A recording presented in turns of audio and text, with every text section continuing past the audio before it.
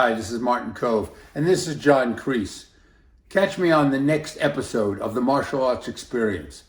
And while you're reading it, remember, no mercy.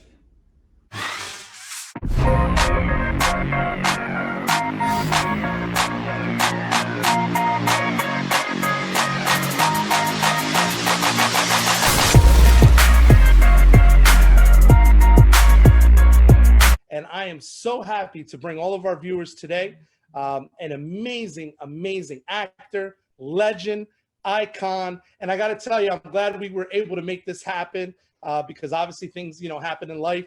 So we were so glad to have this amazing person rescheduled for today. And I'm here today with none other than Marty Kove. Marty, how you doing today, sir? I'm good, Jose. How was your life? I'm good. Trying to stay healthy and keep it moving during this COVID-19 pandemic. So how are you doing, Marty? How's everything going with you?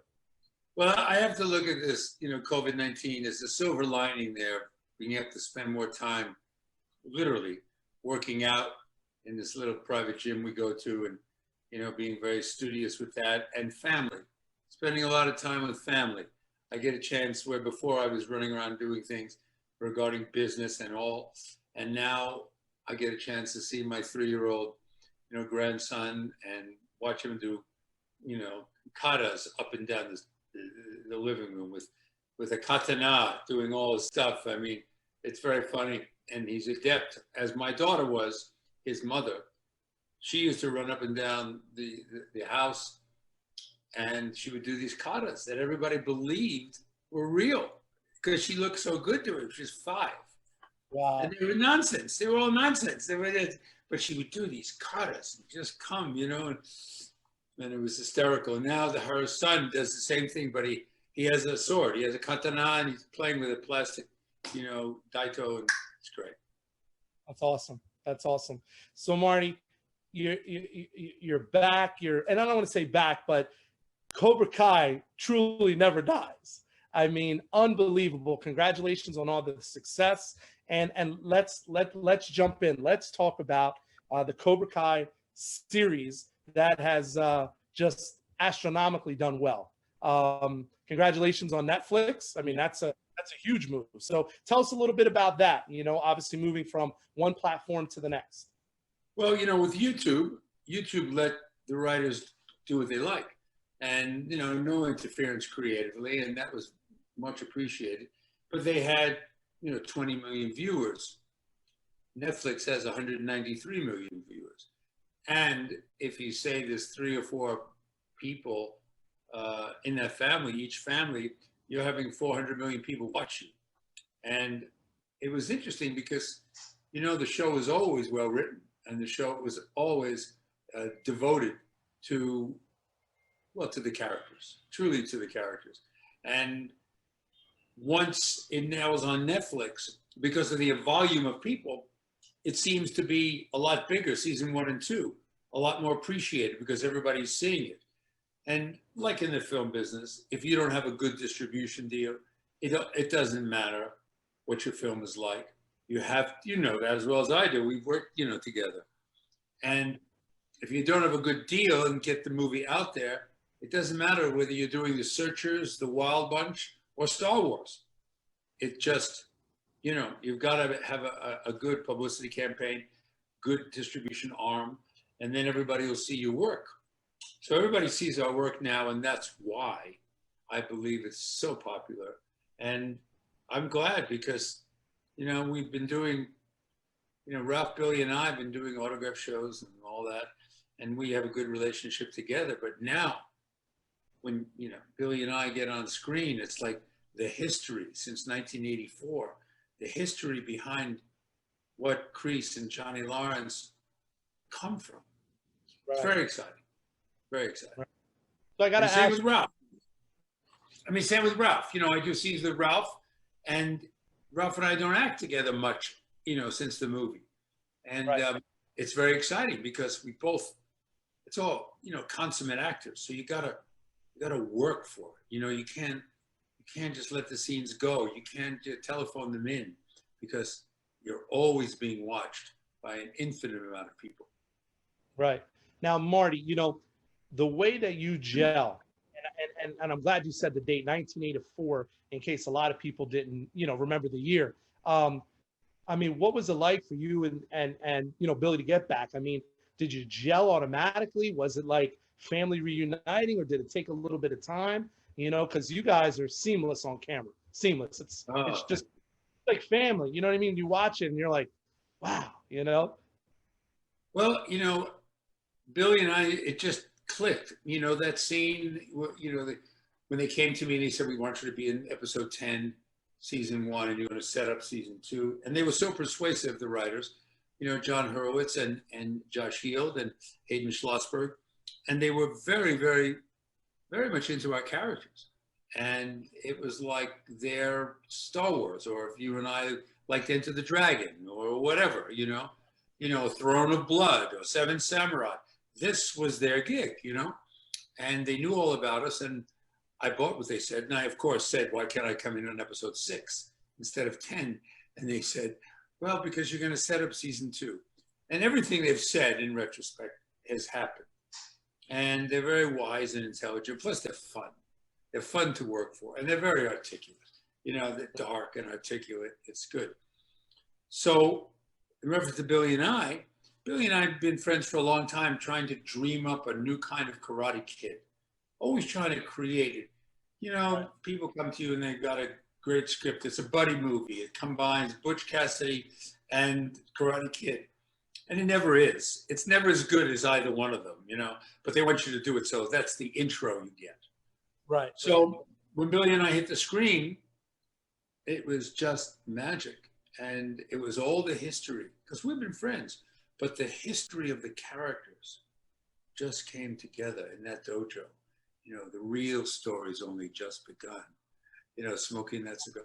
I mean, I was nervous. I really was. I mean, I was now there, and I was, that day I had to keep away from every place. I had to hide in my room because they didn't want any of the tournament people to know that I was going to be in the show. So I even had to hide. While I was in Atlanta, I had to hide. And once I got there and I said the line in the first rehearsal, the magic was so strong between Billy and I, and that even in the first rehearsal, I pull the cigar away and I hear from the other end in Video Village, where they have all the cameras and the writers and everybody sits, and the director, I say the real story's only just begun. And then I hear, oh, it's like this moan of ecstasy, And it was the first rehearsal, and I said, well, I must have done something right, because it sounds like they like it, So I let it go and did take after take. And the scenes of Billy are unquestionably my favorite. And there's great stuff coming up in season 3, and we just hit it off. It's the magical thing. It's like, what is De Niro and Keitel? They just hit it off, and, what's his name? Marty Scorsese knows he doesn't got to work. Brings those 2 guys in, they're going to cook, So. Oh my God. So Marty, real fast, like I do every show for the viewers, and we try to give them a little bit of shout out and give them a little recognition. And you got a lot of fans, Marty, all over the world. Very blessed. You've inspired. Your movies inspired a lot of people, and Cobra Kai is so special because now you're bridging the gap between the old generation and the new generation, and I think it's awesome. But there's a couple individuals, if we could give a couple shout outs real fast. The first individual, he actually sent in a hello to you, is a young man by the name of Ryan Faherty, and he's a freshman at Quinnipiac University. If we could just say hello and just, wish him luck, Marty, if you don't mind. Hello, Ryan. This is Marty Kove, a.k.a. John Kreese. I want to wish you the very best of luck. Being a freshman in school, it's an intro into everything. Don't forget your martial arts, though, because that will allow you to be really good in everything else. You're disciplined and keeping your martial arts going, whatever the tough subjects are. Because you got to remember, mercy is only for the weak. Love it. Love it, Marty. Love it. Also, real fast, I have one of the viewers that just chimed in. He's a martial arts master all the way from Chicago, and his name is Steve Gross. He is a faithful supporter of my show. He's been here from the start when we first launched this. So if you just, it's a Sensei Steve. He's a very well-known martial artist from Chicago. If we can give him a quick shout out. Hello, Sensei Steve. This is Sensei Marty. I'm the Hollywood Sensei. You're the real thing, you know what I mean? So just keep up the good work. Make sure everybody's got their black belts. And I know black belts come cheap sometimes. You know, it depends on the school you're at. So if you're a friend of Jose's, I don't think you give them away leisurely. So just remember, make sure they all know how to sweep the leg. I love it, Marty. I love it. So Marty, let's dive in to the character of John Kreese. Okay. I know you do all these interviews and everybody asks all these things, but I want to know, you know, did you think 1984 that John Kreese was going to become this iconic character that people love to hate? Did you? I mean, he's a great character. I mean, he's the man. You're the man. So tell us about it. I mean, did you even think? Did you know it was special? Could you feel it? Or okay, first I have to tell you that John Kreese is just misunderstood. He is not an evil man. Okay, right. He's not. He's just misunderstood. Similar to Hannibal Lecter, but you know, but no, he really isn't similar to Hannibal Lecter. But John Kreese, you know, which the writers have written about, comes from an environment where you'll learn eventually why he is the way he is. And, you know, it's very exciting because we never even liked the title of the movie. Karate Kid sounded like another Bruce Lee movie. There's nothing wrong with Bruce Lee, but it sounded like, you know, it wasn't as classy as Throne of Blood or Seven Samurai or Zatoichi, the Blind Swordsman. You know, it didn't have those rings. So all of us didn't much care for the title, but you know, you do what you do. And I was doing Cagney and Lacey at the time, so this was just another heavy. And I wasn't very friendly with the Cobra Kai boys. I wasn't. I just never thought about it. You know, it wasn't that I needed to do a Daniel Day-Lewis and become Abe Lincoln for 6 months. I just somehow created my own little world of darkness and didn't get very much direction from John Avildsen. He had this great adage that he would say, I don't hire actors that need direction. I hire actors who I know can do the job. Wow. Wow. So here's a guy who did Rocky, he did Joe, he did some really good pictures. And who am I? So I just went along with the deal. And all that venom that the character came from. I don't remember doing a lot of backstory. Now I do a lot of backstory into the character, into every character. But back then it was, you know, I was in the business maybe 12 years or something. And I didn't do the homework I should have done for every character back then. And yet all that stuff, all that venom that you see in his body just came up easy. It came up, it's like I had a lot of hostility in me somewhere. And it came up, the indifference. And I remember going, I think Hayden Schlossberg, one of the writers, loves this routine. Just loves when I stand like this. Wouldn't let me do it until he knew exactly where he wanted. This is how specific the writers are. He knew exactly what scene he wanted John Kreese to do this in season 2. I must have tried to do this 5 times in different scenes. Don't do it, just do something else, do this. Because it's all body language and attitude. This character is all body language and attitude. Right. So finally in episode 10, I'm allowed to do this when I'm taking over the dojo and, you know, in episode 10. And the character, when I looked at the body language over the years, he was so indifferent to his students winning or losing. Couldn't bear if they lost. But he was indifferent even when they won, you know? And it was quite interesting to find a psychological place to go to where winning or losing never changed in your body. Just never changed in your body. And when we win, we're jubilant.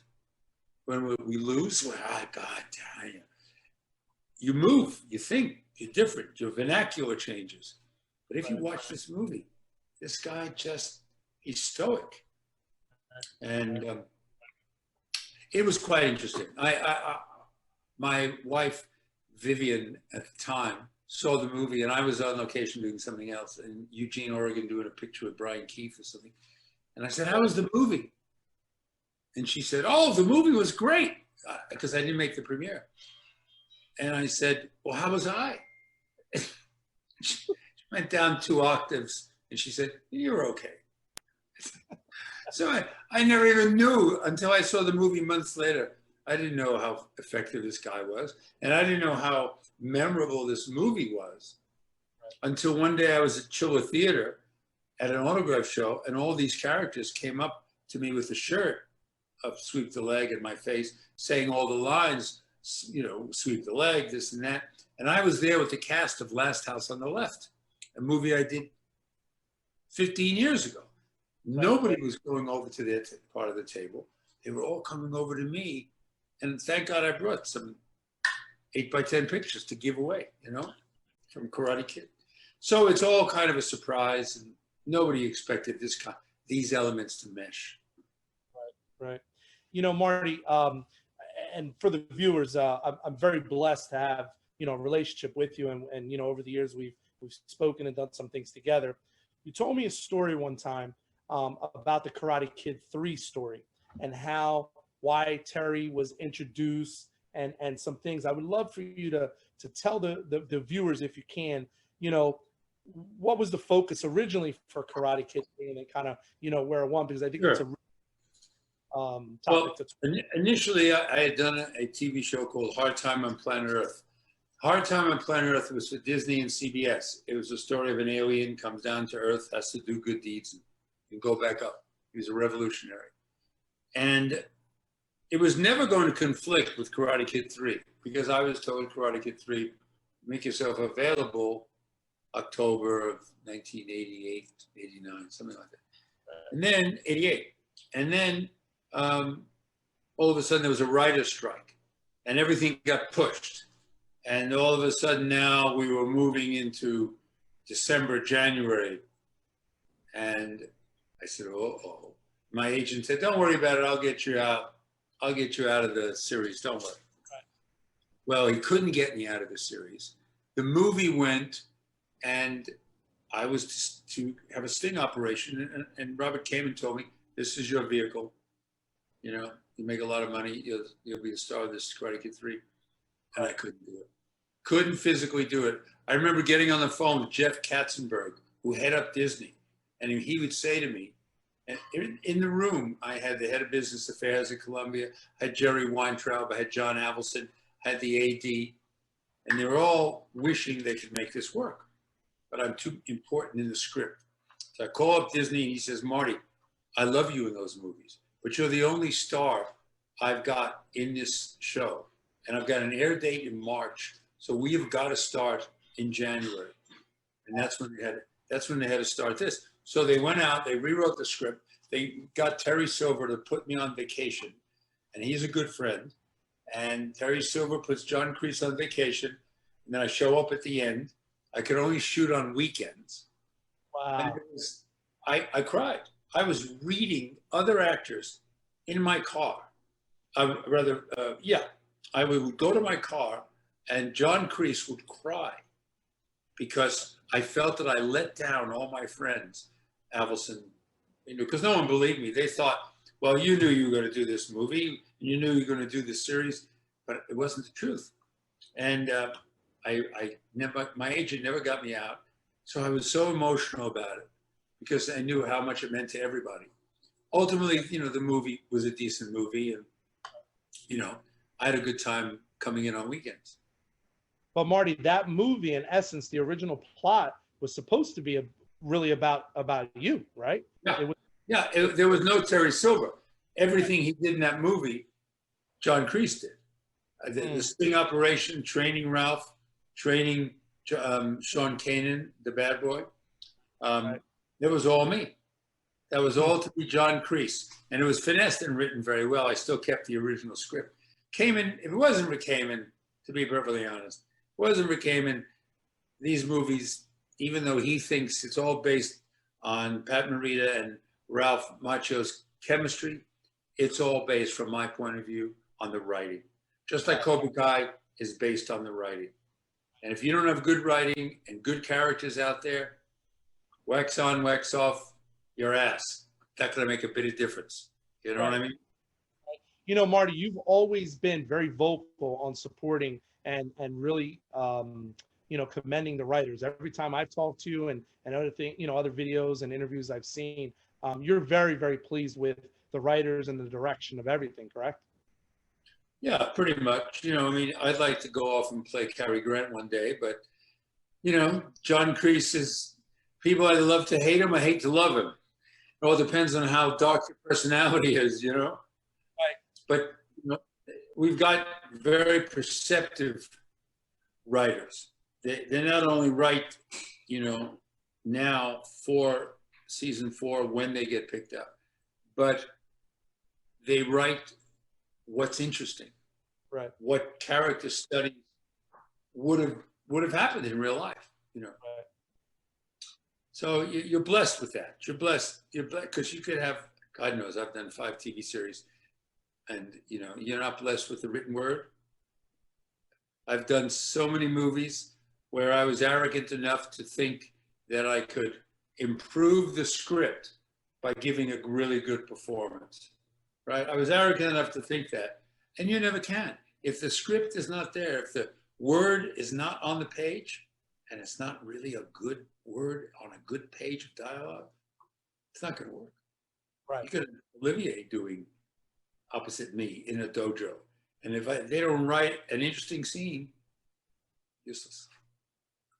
So Marty, I know there's certain secrets that you can't give away, but I love to give a little bit of a morsel to the viewers. Any guess to when season 3 is coming out? Any guess? It's, you know, it's coming out after the first of the year. I don't think you'll have to wait that long, in my opinion. We don't really know the date, and even the publicity department doesn't know the date of Netflix. But it'll be announced shortly. And it is a wonderful answer. So many questions, season 3, so many questions. And there's a lot of wonderful, wonderful elements in there that fans will appreciate. Even the fans that saw it on YouTube and see it again on Netflix, which there are so many, they just like it, you know. And it's just, during the COVID-19, it really reminds me of because I watched a couple of episodes. I watched an episode with my girlfriend's mother, who's 86, and I watched it with her. Yeah. And that was, when was that? Friday night. So I watched it, and she really enjoyed it with her brother, who was like 84. Oh, wow. And so we watched it, and we watched the first episode after my entrance, the first episode in season 2, and they really enjoyed it. And she made note to watch all the rest of the shows and how to do it and all on Netflix. And I think that show, and I've said this several times, it's like the Ed Sullivan Show. There is something for everyone in that show. And we haven't had that in a family, through a family presentation in ages. Now, everybody, whether you're 12, 20, 40, or 60, you can all gather around that TV and you can see Ed Sullivan called Cobra Kai, you know? Right. And you enjoy it because there's something for everybody. Right. No, I think that's true. Hey, Marty, we had a quick viewer chime in. A Mary Wilson. Can we say, just give a quick hello to Mary Wilson? I believe she's a new viewer. So she might have just came on to look at you, Marty. That's what I'm thinking. Ah, well, hello, Mary. I hope you're studying martial arts, and I hope you're right there. In fact, you know, tune in every day because Jose's got a lot to say. So it's good. He's got a lot of experience. We had a Mary Wilson. I think her name was Mary Wilson. She sang on Cagney Lacey. She was my partner. And it's a good name, Mary Wilson. She sang with Mick Jagger on Gimme Shelter. She's the female voice. Oh, And I wow. think her name was Mary Wilson. So it's a good history to that. And I didn't even know that she was the voice until at the end she said, I did the voices of this. And she was Right. an African American lady, and she was so much fun. And it was Wow. the last year of Cagney and Lacey, and then she confessed to me I was the voice, that female voice you hear in "Give Me Shelter" with Mick Jagger. So it's good Oh, heritage, Mary. yeah. All right. And we also have this is one of the parents actually from my own personal karate school chimed in. Her son's a red belt, and she just said she's looking forward to season 3. And this is Gina. If you can say a quick hello to Gina. She just chimed in. Hello, Gina. Yes, I hope you're enjoying all the seasons. 1 and 2 are just they're sensational, and 3, when you see 3, you'll probably look at it 3 or 4 times because there's so much to watch, even with your kids and whatever. There's so many things to pay attention to that are reflected, from the movies themselves, and you probably revisit the movies. So just remember, Gina, sweep the leg. Marty, are we just going to see an amazing development and get into depth of John Kreese? I mean, are we going to see? I know you can't say, but I mean, give us a little. Is John? Are we really going to get to unravel some layers of John Kreese in season 3? Unquestionably, you're going to find out. And I can't really tell you too specific because they get on my ass. But we won't tell anybody. We won't tell anybody, Marty. But there are developments, emotional developments. You understand why he is the way he is. That's all I can say. And that is, I don't want, and it's best that I don't say any more than that, because it all is a surprise. And you truly don't think of him as the beast, the Hannibal Lecter that you've seen him as. And that's what and I like the vulnerability that comes up in season 2 when he's in that that shelter, and Billy follows him into the shelter. And I love to play those moments. I love to play the soft moments and the vulnerable moments. The writers like to write me like Hannibal Lecter. So we just, we kind of compromise someplace. But you enjoy it very much because it's just rich. It's very rich in character development. And that's what actors like to play. So you're going to get stuff that actors like to play with. And it'd be pleasantly surprising to you. And it's better than season 1 and 2 put together. Can't wait, Marty. Can't wait. Marty, I got to ask you, anybody ever approach you to try to open up a real karate, a Cobra Kai dojo? Has that ever happened? I think in the tournaments we were at, you and I remember sitting there. It was Alan Goldstein's tournaments, one of his tournaments up in town, up in the truck. And there, I'll never forget it. I was sitting at the table just chatting, and a fellow walks up to me with a long gray beard, long gray hair. He was like 75, 80. He was a master. Guy could have snapped me in half, right? He says to me, "You don't know what you've done for karate." And he was so complimentary. He says, back in 1984, and he was very articulate. Back in 1984, you don't know, you just made it so much bigger than it ever was. And I started to well up in my eyes. He humbled me to impeccable devotion. And then another fellow came up to the table and said, I saw Karate Kid when I was 10, and you've motivated me. I own 30 dojos now. Wow. Wow. So I said, whoa. And then I started to well up again in the tears, And I said, well, and I've done my job. I've just done my job. And I get cards all the time. Come to this dojo, come to that dojo. To open up a dojo? No, it's like, when you're a little kid and someone said, be a cowboy. What do you want to be? You say, be a cowboy. If you knew how much work it took to be a cowboy, to get up and watch Yellowstone. You can watch Yellowstone. You see how much work it is to be a cowboy. You're up at 5. You go to bed at 8. You live in a little bunkhouse. It's hard work. Opening up a dojo, as much as fun we have, going to tournaments and all that, it's a lot of work. especially with the little kids. It's a lot of work. I remember visiting dojo when my kids were 5, and my son had, he had ADHD. He didn't handle it well, but he did katas at home. My daughter never wanted to go to class, but she did katas at home. So martial arts has always been part of their life, one way or another. Now, Marty, did you have? I had a question come in from the family, the Sika family. If you could say quick hello to the Sika family. They specifically asked, did you have martial arts training before you got involved with the movie? That would be the next question. Do you want me to say hello to them now? Please, yeah. The Sika family, the Sika. Hello, Sika family. I'm glad you're watching. Just remember that mercy is for the weak here and on the streets. Somebody confronts you, he is the enemy, and an enemy deserves no mercy. So just keep that in mind next time you go to the dojo, young Sika family. It's really great to talk to you, and make sure you stay in touch with Jose. He's one of the 9 good guys on the planet. Wow. Thank you. I'm humbled. Did you have training? Their question was, did you have previous martial arts training before you took the role of John Kreese? There was a film, it was a book called The Lion of Ireland, this was about the period of when Conan came out with Arnold. And there was a book, Lion of Ireland, the story of Brian Boru, the first king of Ireland, who unified the tribes to fight against the Vikings.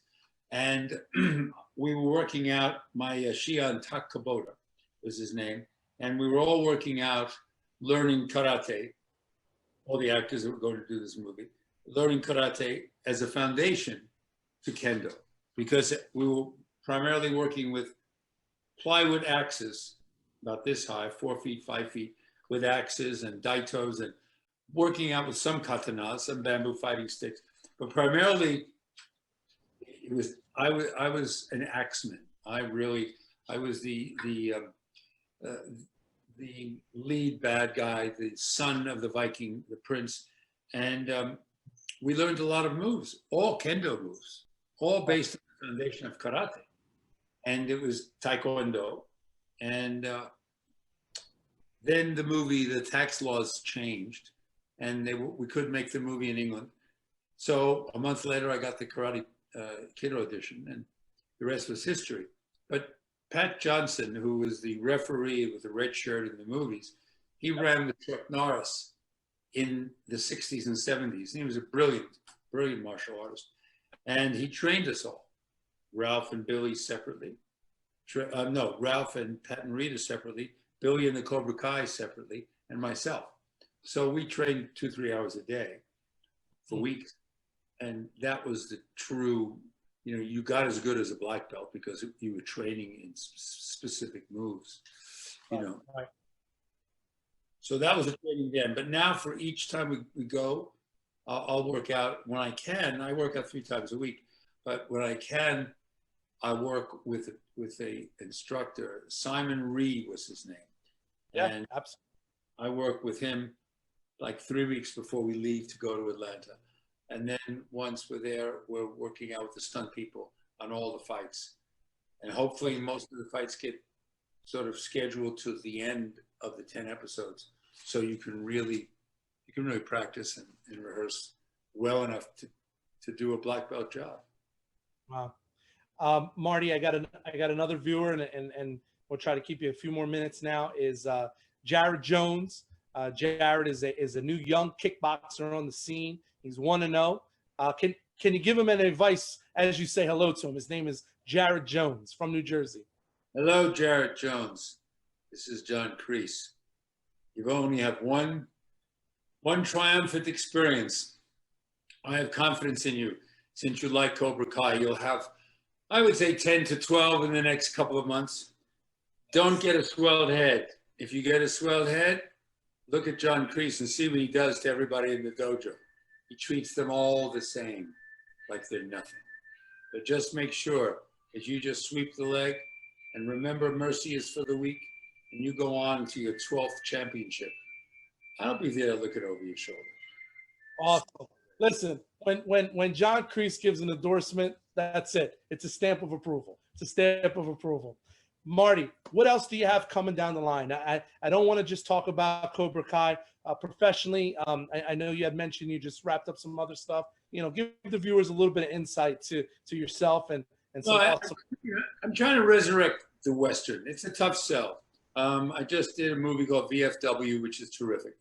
And I'm now working on developing a Western with the same producer who did VFW and Bone Tomahawk and Dragged Across Concrete with Mel Gibson, a guy named Dallas. And he is out of Dallas. But, you know, one had 3 movies postponed here. I was going to do a Western with my good friend, Bruce Boxleitner. That was postponed until March. And then a thriller and another project. So right now, you know, it's exciting because I'm going to do a little short. It's called The Last Call. And I'm only doing it because a friend of mine will direct me, and it's about suicide, but it's very well written. And I can really hone in do some acting because, you know, we do these cameos that come in and people say, wish me happy birthday, whatever. I've been improvising on all these cameos with my son, and that's the only acting one's doing. So you can't go do a play. You can't do anything. It doesn't matter about the money. There's no venue to do it. So I'm going to do this little short October 17th, and that'll be very exciting. And then these other things will come up, you know, and we're invited to do a variety of autograph shows around the world. I mean, you know, it's all very interesting. I was kind of there in the 80s, so I know how my definition of an actor is a yo-yo on a golden string. You know, I've been there. Take it all with a grain of salt. Appreciate everybody who's a fan, and maybe one day I'll be on the cover of Time magazine saying, the actor that rejuvenated the Western. Wow. Before I... Hey, no doubt in my mind that myself being a martial artist, as obviously you know, and the viewers know, Marty, the things that you have done unintentionally, intentionally, and inspired so many martial artists over decades upon decades, that's true legacy and that's true power. And, you know, I'm very humbled to get the opportunity to talk to you, to bring you on the show. And I know that all the viewers, you know, they appreciate you, what you've done. You've been very blessed, and you've blessed all of us with an amazing memory that, you know, there's people in their 40s, 50s, and 60s that are, you know, sharing their memories of when they were 10, 12, and they first saw you on the screen. And, you know, it's magical. You've really done something that's amazing and touched a lot of people's hearts and motivated a lot of people. So I know from me, I know I don't speak for everybody, but Marty, you've done a lot for a lot of people. So I really appreciate that. And I say that from the heart. Yesterday morning, we were in Laguna Beach, and Karate Kid came on yesterday morning, and I was waiting to put the football game on. So I'm there with my girlfriend, and she's not a movie person. And we watched from the tournament, beginning of the tournament, to the end. And then she leans over to me and she says, boy, are you a beast, you know? And I said to myself, first I said, that's what I looked like 35 years ago. And she says, and she didn't say anything. And then, you know, sweep the leg, no mercy, you got a problem with that, all that bullying that I did. And then she says, she just turned to me and she says, God, were you a beast? That's all she said, you know? You know, so it was really funny to watch it just yesterday and see it, you know. But look, you're a sexy guy, Marty. You know. Marty, you're still a sexy guy. I mean, yeah, you're the man. You're the man. Thank you, Jose. Thank you. Marty, real fast, we're going to close out. I know you're a busy guy. I know you got a lot of stuff. Real fast, we had a good friend of mine, Carl. He signed in. If we can give a quick hello to Carl. And then I have a very interesting another person that I want you to say hello to. So, but the first one's going to be Carl. Okay, Carl, you've got good taste. This is John Kreese, and you're watching Jose, which is really good taste. John Kreese, it's a little shaky. But if you watch Jose, then you've got good taste. Because you've got to remember that mercy is for the weak. Hear it on the streets. Someone confronts you, even if you're watching Jose on the tube. Remember, he's an enemy, and an enemy deserves no mercy. So stay with Jose. Sweep the leg. I appreciate it. All right, Marty. So the next shout out is for a gentleman by the name of Gary. Gary Grain's a good friend of mine. Funny story. He says I've been friends with him for about 15 years. He's a martial artist. He's a kickboxing promoter. And he chimes in and he says, today, he said, I would never have met Jose Torres if it was not for John Kreese inspiring me to get into martial arts. So we got to give Gary a hello. And we got another sneak in, and then that's it. And I know, because I know you got to go. I don't want to hold you up. So Gary's the next one. Gary. Hello, Gary. And again, you've got good enough taste to stay friends with Jose, because there's 9 people on the planet that really know what's going on. Jose is one of them in the martial arts world. So just take care of yourself and remember that mercy is for the weak. And just keep that in your mind each time you call Jose, because he knows the same facts you do. John Kreese is John Kreese. That's right. Now, here's the cool thing. Going back to you being, global, international, people all over the world love and appreciate what you've done in Karate Kid. You have a viewer, a gentleman by the name of Ronald Ramlashan. So we'll say Ronald, Sifu Ronald. He's a Wushu instructor, also from Trinidad and Tobago. He tuned in tonight. What movie was Wushu used like within the last year? Really prominent, good movie. Last one? Wushu was used. Can't remember now. And they even gave a hats off to it. It was a martial arts, but a really good martial arts movie. I don't think it was an American movie. It was a European or Japanese. I can't remember. What's his name? His name is Sifu Ronald. He's an amazing Chinese martial artist. He's from Trinidad and Tobago. So tuning in all the way from the Caribbean just to see Marty Kove, John Kreese. Okay, got it. Hello, Sifu. Well, I hope everything's working down in Trinidad. I've always wanted to go there and, be interesting to have a dojo in Trinidad. God, I mean, do you do music while you're doing katas? It would be quite interesting, all that wonderful music to be part of working out in the dojo, as background. But I just want to wish you just a happy September. And remember that mercy is for the weak. And thank you, even you're so very far away. Thank you for watching Cobra Kai. And always remember that pain does not exist in your dojo, Sifu. Marty, we're gonna have to take a trip down to Trinidad and Tobago. I got connections down there. I normally go there every year, so we'll have to talk after this, Marty. Okay. Ladies and gentlemen, on behalf of the Martial Arts Experience, I hope you guys loved the show today. I'm so glad that we had so many people tune in. Marty, thank you for your time. I wish you the best. I cannot wait to see season 3. I got goosebumps now waiting. And any last words to the viewers to leave them with, Marty? Sure.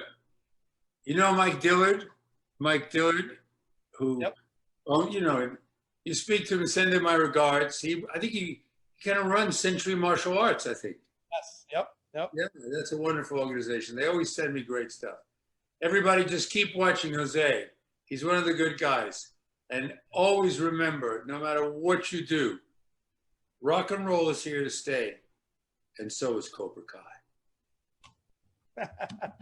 There you heard it first. It doesn't get any better than when the master lets you know what's going on.